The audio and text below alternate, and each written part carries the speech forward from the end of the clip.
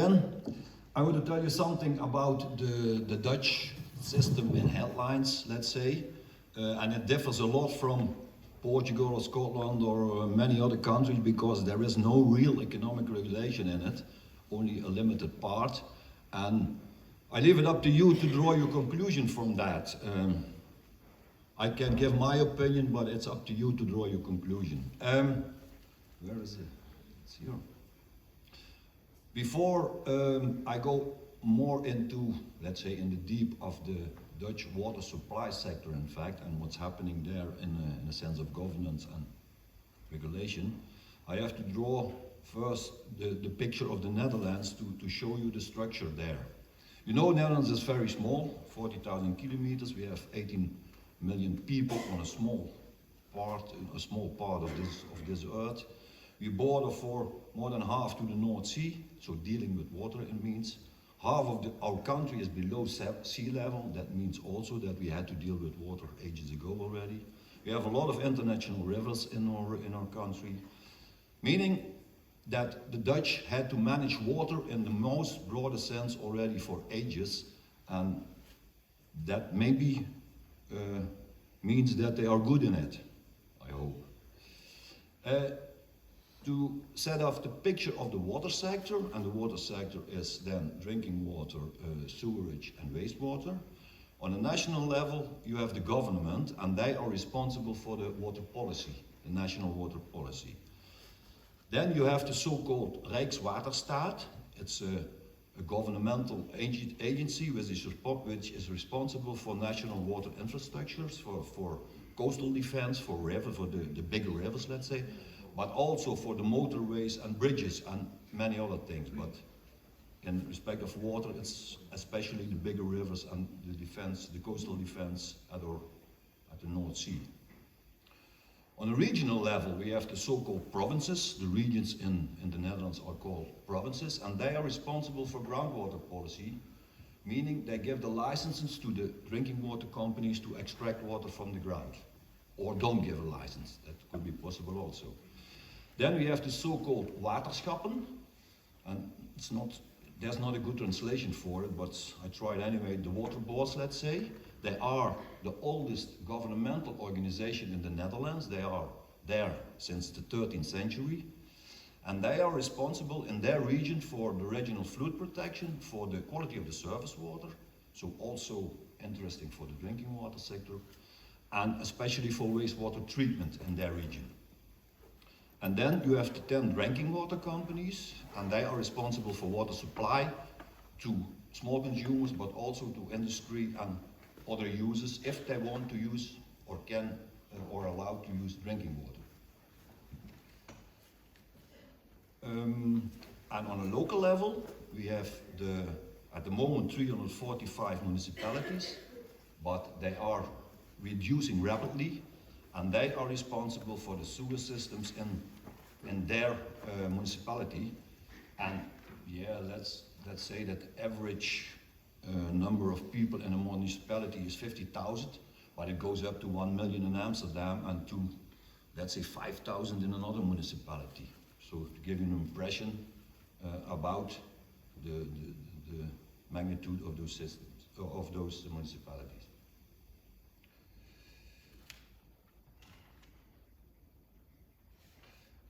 When you look at the water supply side, and I'm now turning over only to that, so let's be clear, it's only water supply now. Then we have 10 drinking water companies, and the biggest one is the blue one, it's Vitens, you probably have heard of it. And Vitens is responsible for almost 6 million people. And the smallest one is the Waterleidingmaatschappij Drenthe. It's right above Vitens, the yellow one or the gray one. And they are responsible for 400,000 people. So meaning, it's a province of course, but there's a difference between 400,000 and 6 million and everything in between, you could say. Coming to the governance of the water supply sector. There is a Drinking Water Act from, in effect from 2011, but we had a Drinking Water Act for decades, but then some things changed. And since that time, since 2011, drinking water is a legal mandate to those 10 regional and public water utilities.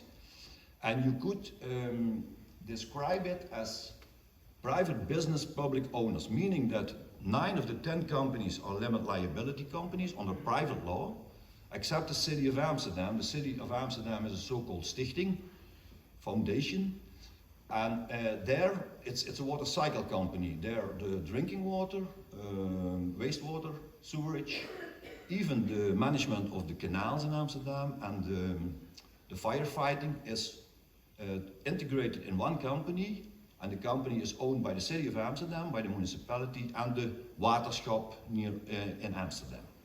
So that differs from the other 9.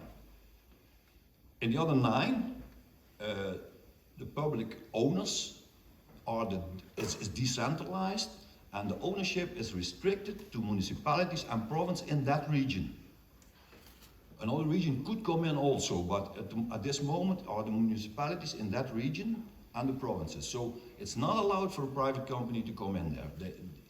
A private company cannot buy the shares. Regulation is at arm's length, we call it, and that regulation, between brackets, is to secure, of course, the public health, like in every country, the continuity of the service, to last for longer than today, and the efficiency of the service. When you look in that Drinking Water Act of 2011, then I picked out the most important parts. First part is of course that water quality has to be key priority forever in every country and every drinking water company. That is not new. That was in that act for a long time. Also not new was that the water companies have to take care for a vital infrastructure. So they have to have plans not only for today, but also for the years to come to ensure the supply to their customers. Also not new was that there in the law is you have to have reasonable and affordable tariffs. Without a definition what that is. That was never there and is not there nowadays. Also not new, but important, is that the companies act with the principle of full cost recovery. So all costs have to be covered by the income of the company. All costs meaning operational costs, depreciation and interest costs, and even the interest on equity.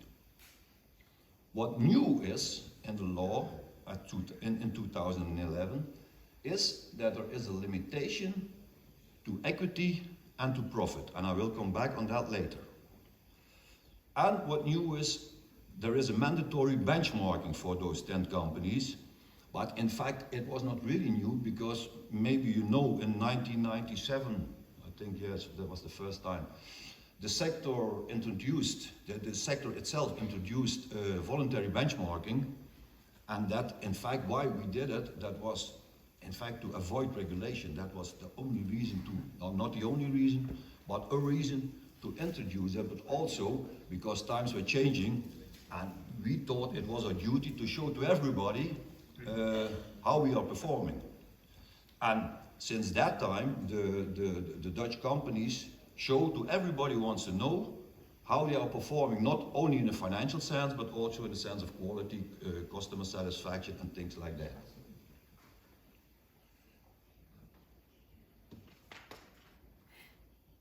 So you could conclude that the supply sector has a balanced supervision at 2 levels. One is the national supervision by the Ministry of Water, and that focuses on, let's say, on a broad national level on the water quality, so the public health, on the continuity of the service must be guaranteed, and of the finance and efficiency in broad headlines. And you have a decentralized utility governance by the public shareholders, and that's in fact what they do is really to look at the company's performance, the operational performance. They look at investment policy, at business plans, at tariff settings. They are responsible or can decide about the tariffs. So very near the company, you could say, with the daily, not the daily operation, but operation in all areas of the company. Going back to that type of, let's say, financial or economic limitations or regulation, call it as you want, it was introduced in 2011, and maybe it gets a little bit complicated, but Doro asked me to tell you that because a lot of you are finance people, so I try to explain it, and I hope that the translators can translate it in a good sense because it's a little bit technical. But anyway, two types of financial limitations: maximum equity and a maximum profit based on a maximum weighted average cost of capital. First thing is maybe not. First, tell you how this is done. The calculation is made by the so-called Autoriteit Consument en Markt, and they hire again consultant for that, and they are an independent governmental organization, but because they're governmental organization, they are not really independent. But anyway, it's no problem. And what they do, they advise the ministry for a period of 3 years. And when is that calculation? When is it? When you have to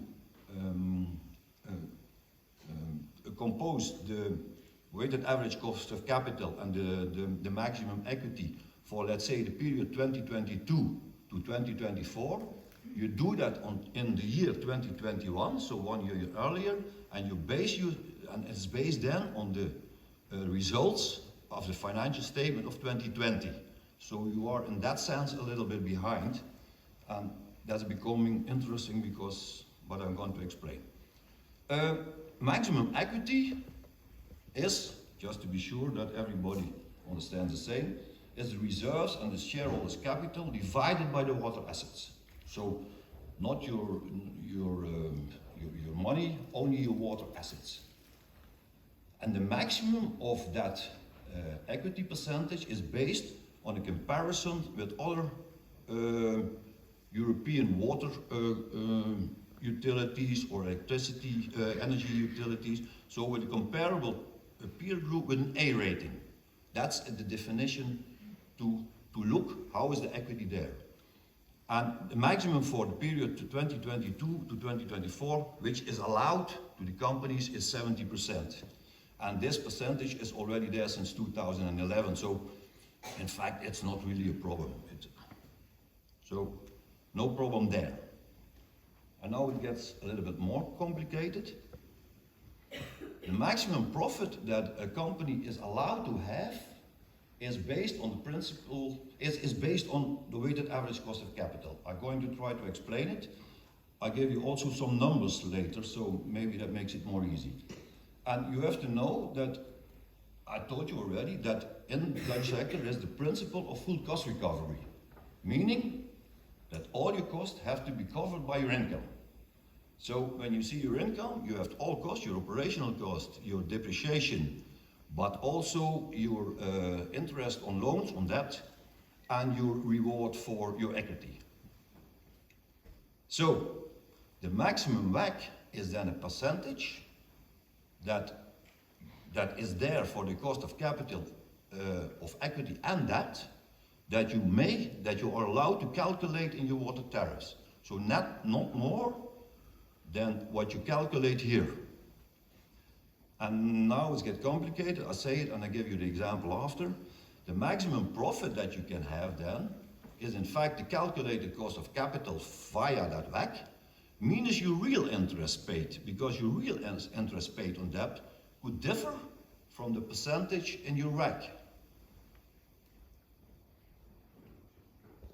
Just to show you how the WACC is calculated in a very broad headlines, because there is a report, and I'll show you the internet address, a report of 60 pages, where you can exactly see how it's calculated. So who is interested can find it, it's open. At this moment, in that calculation of the WACC, there is an equity percentage of 53 and a debt percentage of 47, sorry. And this is consistent with that same peer group with a single A rating that the investigators found. So that's more or less an average percentage that they found there. So this is now in the calculation of the WACC. And it's a calculation for the years 2022 to 2024. The cost of equity in that WACC is 3.65%, and that's composed of a risk-free rate, and that's below 1 at the moment, and a risk premium rate, and it's coming from market conditions, and for that risk-free rate they look at 10-year governmental bonds from the Netherlands. Just to give you an impression, but if you want to see how it's exactly done, then go into the 60 pages and then you can see that. And the cost of debt is at this moment in this WACC 2.16, the same risk-free rate, and but also the rate of industrial bonds with a single A rating in our country and in other countries. So coming again from market conditions, but market conditions in the period of 2021. Meaning that the maximum WACC, when you calculate this, is 2.95%. I give you an example, and it's fictional, but the figures are more or less the figures of the second largest company in the Netherlands, Brabant Water. They are comparable. Suppose you have a balance sheet with assets of 1 billion. Your equity is 600,000 million, your debt is 400,000 million. And it's below the 70% that you are allowed to have in your equity. Then, suppose that all costs, and all costs means depreciation and all operational costs, are the 170 million and 500,000. Suppose that's the percentage. Then, the interest on debt, and the interest on debt is the interest on the debt that you have from previous years. It's, for instance, 3.5%. It's more than you have in your WACC. And it's logical that you have it because the loans that you have from former investors could be up to 20 years with higher interest percentage at that time. Suppose it's 3.5%, then you have 14 million. Then your maximum profit can be the WACC, 2.95%, of 1 million, because that are your assets and that you have to finance, minus that 14 million from your debt. So in this case, 15.5 million. This means that those 15.5 million being your maximum profit means that your income cannot be higher than, you can calculate it, 200 million.